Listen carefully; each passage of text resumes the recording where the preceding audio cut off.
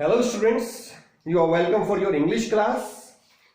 इससे पहले कि मैं इंग्लिश ग्रामर स्टार्ट करूं, I would like to tell you something about English language.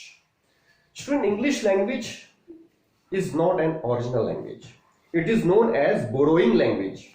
उधार का थैला, अंग्रेजी को उधार का थैला कहा जाता है क्योंकि ये जो लैंग्वेज है ये वर्ल्ड की डिफरेंट लैंग्वेजेस से बनी है, जिसमें मुख्य रूप से लैटिन, ग्रीक, फ्रेंच आती है। इंग्लिश में 30% लैटिन है, 30% ग्रीक है और 20% फ्रेंच है। इसके अलावा अदर लैंग्वेजेस जिसमें हिंदी, उर्दू, अरबी, संस्कृत आदि लैंग्वेजेस आती हैं, तो 20% ये लैंग्वेजेस है। इसीलिए इंग्लिश के जो रूल्स होते हैं वो हमें कभी कभी डिफिकल्ट लगते हैं, क्योंकि इंग्लिश में वर्ड की बहुत सारी लैंग्वेजेस हैं। मैं आपको एग्जांपल देता हूं, जैसे एक वर्ड है मशीन। मशीन में MACHINE, तो CH इंग्लिश में कै की साउंड देता है या चे की साउंड देता है, लेकिन यहां पर ये श की साउंड क्यों निकाला है? Do you know? क्योंकि मशीन जो वर्ड है वो फ्रेंच वर्ड है और फ्रेंच में रूल है CH श की साउंड देता है। In the same way English में अदर लैंग्वेजेस, जिसमें आपने संस्कृत में एक वर्ड होता है पितृ, ये पढ़ा है, तो पितृ जो वर्ड है उससे इंग्लिश में एक वर्ड बना है पैचर, और फिर ये रूट वर्ड है, इससे फिर बहुत सारे वर्ड्स बन जाते हैं, जैसे पेट्रिसाइड, पैटर्नल अंकल, पैटर्नल प्रॉपर्टी। तो इस तरह से एक वर्ड होता है अर्थ। अर्थ वर्ड अरबी के अर्ध शब्द से आया है। हिंदी के बहुत सारे वर्ड्स हैं जो इंग्लिश में एज इट इज एडॉप्ट कर लिए गए हैं। बहुत सारी मिठाइयों के नाम, बर्फी, जलेबी, लड्डू एंड कुछ अदर वर्ड्स जैसे लाठी, साड़ी, ये सब वर्ड्स इंग्लिश में एज इट इज यूज किए जाते हैं। तो इसीलिए इंग्लिश को बोरोइंग लैंग्वेज कहा जाता है। That is about English language. अब किसी भी लैंग्वेज को जब हम स्टडी करते हैं, हमारे सिलेबस में जो रखा जाता है, जैसे कि यस्टरडे आई टोल्ड यू, हमें उसमें 4 स्किल्स डेवलप करने होते हैं। To be proficient in any language you have to develop 4 skills. जैसे कि किसी भी फैमिली में वहां पे जो भी लैंग्वेज बोली जाती है, जब छोटा बच्चा होता है तो वह सबसे पहले क्या करता है, उसके कानों में वर्ड्स जाते हैं, उसके फैमिली मेंबर्स जो भी होते हैं वो जो भी कुछ बोलते हैं उसके कानों में जाते हैं, तो ही ट्राइज टू अंडरस्टैंड, समझने की कोशिश करता है।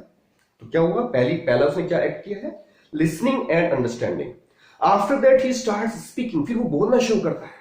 शुरू में एक वर्ड निकालेगा मुंह से तुतलाती हुई जबान में, फिर इस तरह से वो धीरे धीरे करके उसकी जो है स्पीकिंग जो टैलेंट है उसके अंदर बनता जाता है। And when after 3 years he goes to school and there he learns reading and writing। तो किसी भी लैंग्वेज को हम ओरिजिनली इस तरह से सीखते हैं, तो इंग्लिश को भी अगर हम इसी तरह से सीखें, इसी मेथड से हम सीखें, तो certainly we will be proficient in this language. तो हमें इंग्लिश को जहां से भी हमें सुनने को मिले सुनना चाहिए और सुन करके उसको समझने की कोशिश करनी चाहिए, और स्पीकिंग की हमें प्रैक्टिस करनी चाहिए। Practice makes a man perfect. अगर आपको ग्रामेटिकल रूल्स मैं आपको जो आगे बताऊंगा उनको फॉलो करते हुए आप इंग्लिश को बोलना शुरू करेंगे, तो maybe in the starting you will speak only few sentences, but in coming time you will start to speak fluent English. So far as reading and writing is concern, तो writing का तो एक बहुत बड़ा role होता है हमारे exams में भी। राइटिंग आपकी अच्छी होती है तो एग्जाम्स में बहुत अच्छा परफॉर्म कर पाते हैं और अच्छे आपके मार्क्स बनते हैं। जैसे कि हमारे प्रिंसिपल साहब ने भी आपको इंस्ट्रक्शन दी है कि डेली आपको 1 पेज राइटिंग करनी चाहिए, नोटबुक मेंटेन करनी है जिसमें आप डेट वाइज डेली राइटिंग करेंगे और ये आपकी नोटबुक चेक होगी। एक्चुअली क्या होता है कि प्रैक्टिस करते करते हमारी राइटिंग इंप्रूव होती चली जाती है। सो स्टूडेंट्स, अब हम बात करेंगे ग्रामर की। स्टूडेंट्स, ग्रामर का मतलब होता है rules of any language. Her language के अपने रूल्स होते हैं। उस लैंग्वेज को समझने के लिए, लिखने के लिए, पढ़ने के लिए, स्पीकिंग के लिए जो भी रूल्स होते हैं वो ग्रामर के अंदर हम सीखते हैं। अब इंग्लिश ग्रामर की बात अगर हम करते हैं तो थोड़ा सा डिफिकल्ट है, जैसे कि मैं आपको बता चुका हूं, सिर्फ इसलिए क्योंकि ये वर्ल्ड की जो डिफरेंट डिफरेंट लैंग्वेजेस है उनसे ये लैंग्वेज है। बट आपको इंग्लिश में अगर इंटरेस्ट है, I hope you will be perfect in this language. तो आपको इंटरेस्ट लेना चाहिए और समझने की कोशिश करनी चाहिए। मैं आपको बिल्कुल बेसिक से लेके चल रहा हूं, may be you already know something about this thing, but मैं आपको शुरू से सब बातें बता दूंगा। देखिए, ग्रामर में सबसे पहला जो चैप्टर होता है वो होता है अल्फाबेट, जिसको हिंदी में 12 घड़ी कहते हैं, उर्दू में तख्ती कहते हैं। ये वर्ड सिंगुलर है और उसको हमेशा सिंगुलर में ही यूज किया जाता है, कभी अल्फाबेट्स नहीं कहना चाहिए। और अल्फाबेट जो होता है वो सिर्फ एक होता है, जैसे कैलेंडर एक होता है, उसमें महीने 12 होते हैं, in the same way alphabet 1। इस अल्फाबेट के अंदर 26 लेटर्स इंग्लिश में है,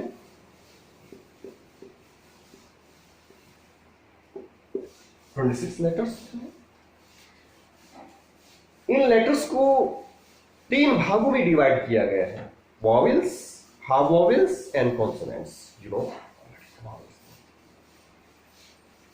लेटर्स को कंबाइन करके हम वर्ड्स फॉर्म करते हैं। वर्ड्स जो फॉर्म होते हैं, वर्ड्स जो बनाए जाते हैं, उन लेटर्स को कंबाइन करके बनाए जाते हैं। शर्त क्या होती है कि कम से कम एक लेटर जिसका अपना मीनिंग है तो वह वर्ड कहलाएगा, और मैक्सिमम इसमें कितने भी लेटर्स हो सकते हैं। जैसे कि एक लेटर है ए, तो ए का मीनिंग होता है एक, तो इसलिए ए जो वर्ड है वो ए जो है वो वर्ड के रूप में भी यूज किया जाता है लेटर्स के साथ। आई का मतलब मैं, तो ये लेटर होने के साथ साथ ये वर्ड भी है। जबकि बी, सी, डी जो दूसरे जो लेटर्स हैं उनका मीनिंग नहीं है, तो इसलिए वो वर्ड्स नहीं है, वो सिर्फ लेटर्स हैं। तो इंग्लिश का अगर देखा जाए तो सबसे छोटा जो वर्ड है वो ए है, और आई, दोनों जो वर्ड्स हैं वो सबसे छोटे वर्ड्स। अगर हम इंग्लिश के सबसे बड़े वर्ड की बात करें तो ये एक मेडिकल वर्ड है जिसमें 45 लेटर्स हैं। निमोनो अल्ट्रा माइक्रोस्कोपिक साइलिकोवोल्केनोकोनियोसिस, ये एक लंग्स की बीमारी का नाम है। इससे छोटा वर्ड जो है वो 29 लेटर्स का है, फ्लोक्सिनोसिन हाइली पाइलिफिकेशन, जिसका मीनिंग होता है टू एस्टिमेट समथिंग वर्थलेस, यानी किसी चीज को तुच्छ समझना या बेकार समझना। अभी हम बात करें वर्ड्स की, पहली जो मैंने शब्द बताई है वही कि उसमें लेटर्स मिनिमम 1 और मैक्सिमम जितने भी हो सकते हैं। दूसरी जो शर्त है कि ये जो ग्रुप ऑफ लेटर्स है उनका मीनिंग भी निकलना चाहिए। जिन लेटर्स का तो हमने कंबाइन कर दिया है लेकिन उनका कोई मीनिंग नहीं है तो वो वर्ड्स नहीं कहलाएंगे। तीसरी जो शर्त होती है वो ये होती है कि कितने भी लेटर्स हों उसमें कम से कम एक वोविल या हाफ वोविल होना कंपलसरी है वर्ड बनने के लिए। तो कोई वर्ड आपने देखा है ऐसा जिसमें कोई वोविल नहीं है? Try to find it out. कोई वर्ड है ऐसा जिसमें कोई एक भी वोविल नहीं यूज किया गया है? आप देखिए अपने चारों तरफ, pen, board, chair, desk, fan, room, floor, अपने अंगों के नाम देख लीजिए आप, आई, ईयर, नोज, हेयर, हर वर्ड के अंदर कोई ना कोई वोविल जरूर है। कोई और वर्ड है ऐसा जिसमें वोविल नहीं है? Let me tell you, sky, आकाश, फ्लाई, उड़ना, फ्राई, क्राई। अगर हम देखें ओवरऑल तो इसमें अगर वोविल नहीं है तो हा वोविल है, जैसे कि मैंने आपको कहा था कि वोविल या हा वोविल का होना जरूरी है, तो उसमें वाई आया है। हाँ, ऐसा कोई वर्ड आप नहीं ढूंढ पाएंगे जिसके अंदर ना तो वोविल है और ना हा वोविल है। ये आपको पता चला कि वर्ड्स को बनने के लिए वोविल या हा वोविल की जरूरत होती है और ये कंपल्सरी है। तो इस प्रकार वर्ड्स के लिए मैंने आपको 3 शर्तें बताई। स्टूडेंट्स, अब हम वर्ड्स पर डिटेल में बात करते हैं। इंग्लिश में जितने भी वर्ड्स हैं, मोर देन 2 मिलियन वर्ड्स हैं, इन सभी वर्ड्स को कैटेगरीज में रखा गया है, इनका ग्रुप बनाया गया है, इनको समूह में रखा गया है। तो इस प्रकार वर्ड्स के बारे में मैं आपको आगे बताऊंगा। आज आप इंग्लिश की एक राइटिंग कीजिए, बाकी बातें हम